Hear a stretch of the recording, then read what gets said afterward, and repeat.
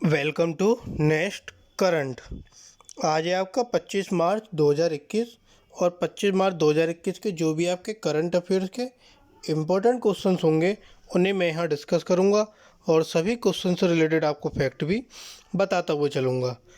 अगर आपने अभी तक हमारे चैनल को सब्सक्राइब नहीं किया है तो आपको वीडियो के नीचे सब्सक्राइब बटन मिलेगा, आप वहां से हमारे चैनल को सब्सक्राइब कीजिए, साथ ही नोटिफिकेशन बेल को भी प्रेस कीजिए ताकि आपको सभी वीडियो का नोटिफिकेशन सबसे पहले मिले। इसी के साथ आप आज की वीडियो की पीडीएफ फाइल भी डिस्क्रिप्शन बॉक्स से डाउनलोड कर सकते हैं और जो आपके मंथली इम्पोर्टेंट डेज होते हैं, जैसे कि आपका अभी ये नीचे लिखा हुआ है, इसी तरह के हम डेली भी कराते हैं और मंथली इम्पोर्टेंट डेज के क्वेश्चंस की आपको मंथली की एक ही वीडियो, जिसका लिंक आपको डिस्क्रिप्शन बॉक्स में दिया गया है, तो आप एक ही वीडियो से मंथली इम्पोर्टेंट डेज भी वहां से देख सकते हैं।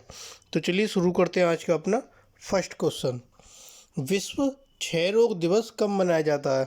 तो विश्व क्षय रोग दिवस आपका 24 मार्च को मनाया जाता है। ऑप्शन सी 24 मार्च। इसको हम वर्ल्ड ट्यूबरकुलोसिस डे या वर्ल्ड टीबी डे भी बोलते हैं। टीबी के विनाशकारी स्वास्थ्य, सामाजिक और आर्थिक परिणाम के बारे में सार्वजनिक जागरूकता को बढ़ाने के लिए प्रत्येक वर्ष 24 मार्च को हम वर्ल्ड टीबी डे या विश्व क्षय रोग दिवस मनाते हैं। इस दिन 1882 में डॉक्टर रॉबर्ट कोच ने यह घोषणा की कि उन्होंने टीबी का कारण बनने वाले जीवाणु की खोज की है, जिसने इस रोग का निदान और इलाज करने का मार्ग खोल दिया। अब इस वर्ष जो आपका वर्ल्ड ट्यूबरकुलोसिस डे या विश्व क्षय रोग दिवस मनाया गया, इसकी थीम क्या है? इसकी थीम है द क्लॉक इज टिकिंग। ये इस वर्ष की थीम है। Next question. हाल ही में शंघाई कॉरपोरेशन ऑर्गेनाइजेशन एससीओ के सदस्य कौन सा अभ्यास करेंगे? तो ये जो एससीओ है, शंघाई कॉरपोरेशन ऑर्गेनाइजेशन के जो सदस्य हैं, ये आपका पाबवी एंटी टेरर 2021 अभ्यास करेंगे। Option D Pabbi anti terror 2021। Bharat, Pakistan, चीन और शंघाई सहयोग संगठन के अन्य सदस्य 2021 में संयुक्त आतंकवाद रोधी अभ्यास करेंगे। संयुक्त अभ्यास आयोजित करने का निर्णय 18 मार्च 2021 को उज्बेकिस्तान के ताशकंद में आयोजित क्षेत्रीय आतंकवाद विरोधी संरचना परिषद की 36वीं बैठक के दौरान घोषित किया गया था। शंघाई कोऑपरेशन ऑर्गेनाइजेशन एक स्थायी अंतर्राष्ट्रीय अंतर सरकारी संगठन है जिसका मुख्यालय बीजिंग, चीन में है।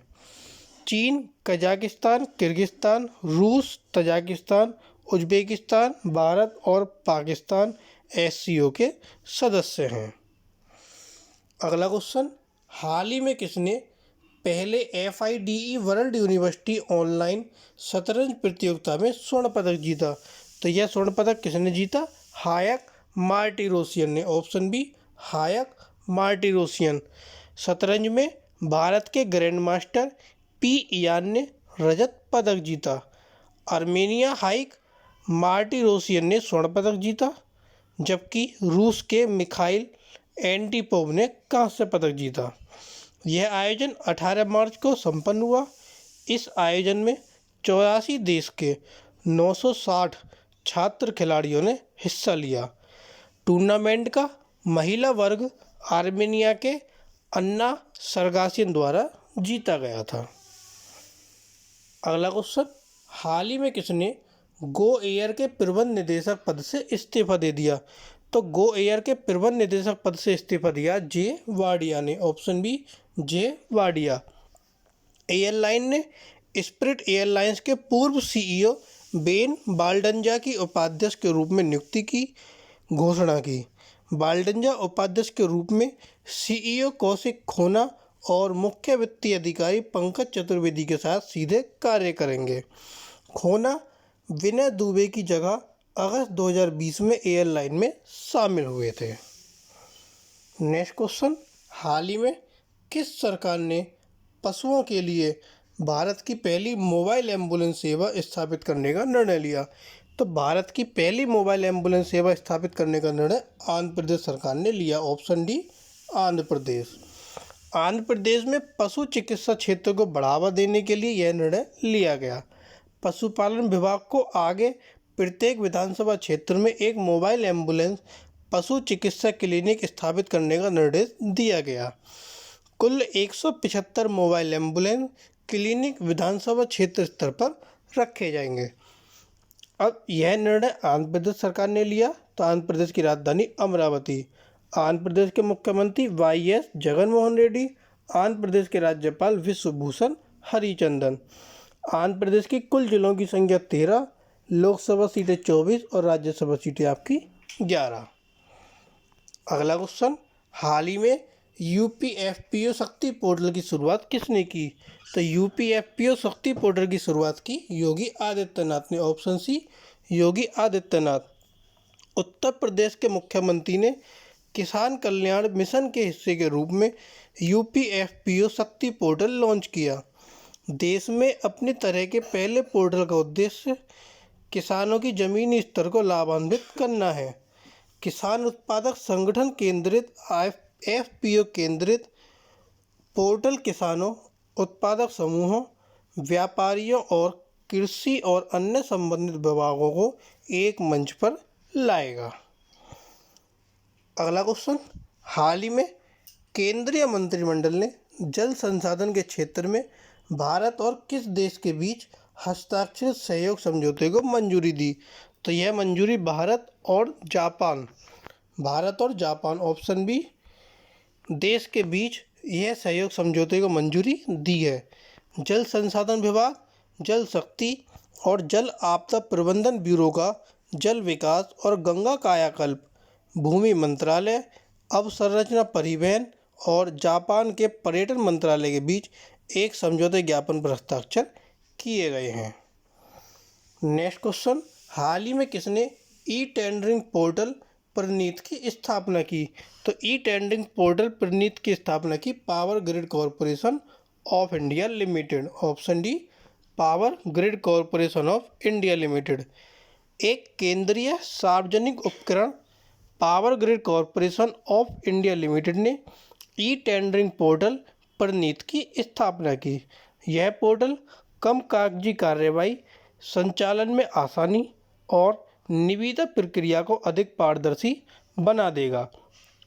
पावर ग्रिड अब भारत का एकमात्र संगठन है जिसके पास एसएपी प्रदायक संबंध प्रबंधन पर एक ई प्रोक्योरमेंट समाधान है जो सुरक्षा और पारदर्शिता की सभी आवश्यकताओं का अनुपालन करता है। नेक्स्ट क्वेश्चन, महान कर्नाटक संगीतकार मुथुस्वामी दीक्षितकार की जयंती कब मनाई जाती है? तो महान कर्नाटक संगीतकार मुथुस्वामी दीक्षितकार की जयंती 24 मार्च को मनाई जाती है। ऑप्शन सी, 24 मार्च। जो आपके ये मुथुस्वामी दीक्षितकार हैं, ये श्यामा शास्त्री और त्यागी को कर्नाटक संगीत में त्रिमूर्ति कहा जाता है। उनकी रचनाएं अधिकतर संस्कृत में हैं। उन्होंने मणिप्रवालम में अपनी कुछ कृतियों की भी रचना की है। अगला क्वेश्चन, डॉक्टर राम मनोहर लोहिया की जयंती कब मनाई जाती है? तो डॉक्टर राम मनोहर लोहिया की जयंती 23 मार्च को मनाई जाती है। ऑप्शन बी, 23 मार्च। 23 मार्च को स्वतंत्रता सेनानी और समाजवादी नेता डॉक्टर राम मनोहर लोहिया की जयंती मनाई जाती है। लोहिया का जन्म 23 मार्च 1910 को हुआ था। वह भारतीय स्वतंत्रता आंदोलन में एक कार्यकर्ता और एक समाजवादी राजनीतिक नेता थे। भारत में ब्रिटिश शासन के अंतिम चरण के दौरान उन्होंने कांग्रेस रेडियो के साथ काम किया जो 1942 तक बम्बई के विभिन्न स्थानों से गुप्त रूप से प्रचारित किया जाता है। नेक्स्ट क्वेश्चन, हाल ही में किसने सीबीएसई की मूल्यांकन रूपरेखा शुरू की? तो सीबीएसई की जो मूल्यांकन रूपरेखा यह शुरू की रमेश पोखरियाल निशंक ने। Option A, Ramesh Pokhriyal Nishank. केंद्रीय शिक्षा मंत्री रमेश पोखरियाल निशंक ने 24 मार्च को विज्ञान, गणित और अंग्रेजी के लिए सीबीएसई की मूल्यांकन रूपरेखा शुरू की। सीबीएसई केंद्रीय माध्यमिक शिक्षा बोर्ड फ्रेमवर्क सीबीएसई और ब्रिटिश काउंसिल की योग्यता आधारित शिक्षा परियोजना का हिस्सा है। सीबीएसई बोर्ड की 10वीं कक्षा की परीक्षा 7 जून को समाप्त होंगी और 12वीं की परीक्षा 11 जून को समाप्त होंगी। नेक्स्ट क्वेश्चन, हाल ही में किस बैंक ने अपने इंटरनेट बैंकिंग प्लेटफॉर्म पर EMI की सुविधा शुरू करने की घोषणा की? तो यह जो घोषणा EMI की सुविधा इंटरनेट बैंकिंग प्लेटफॉर्म पर शुरू करने की घोषणा की आपका ICICI बैंक ने। Option D ICICI bank. यह उद्योग में ऐसा करने वाला पहला बैंक है। EMI इंटरनेट बैंकिंग नामक इस सुविधा का उद्देश्य पूर्व अनुमोदित ग्राहकों को बढ़ा हुआ सामर्थ्य प्रदान करना है, जिससे वे 5 लाख रुपये तक के उच्च मूल्य के लेन देन को आसान मासिक किस्तों में बदल सकते हैं। तो ये थे आपके आज के कुछ करंट अफेयर्स के इम्पोर्टेंट क्वेश्चन। अगर आपको वीडियो पसंद आए तो प्लीज़ वीडियो को लाइक कीजिए, कमेंट कीजिए और शेयर कीजिए। आप हमसे फेसबुक, इंस्टाग्राम, टेलीग्राम के माध्यम से जुड़ सकते हैं। सभी पर आपको सिर्फ सर्च करना है नेक्स्ट करंट 11। इसी के साथ हम टेलीग्राम पर डेली कुछ भी कराते रहते हैं, इम्पोर्टेंट डे की इमेजेस भी डालते हैं। इसके साथ जो हमारे वीडियो के लिंक होते हैं वो भी शेयर करते हैं, 1 पेज करंट भी शेयर किया जाता है। तो आप हमारे साथ टेलीग्राम पर जुड़िए और वीडियो देखने के लिए साथ ही साथ हमारे चैनल को सब्सक्राइब कीजिए। Thank you.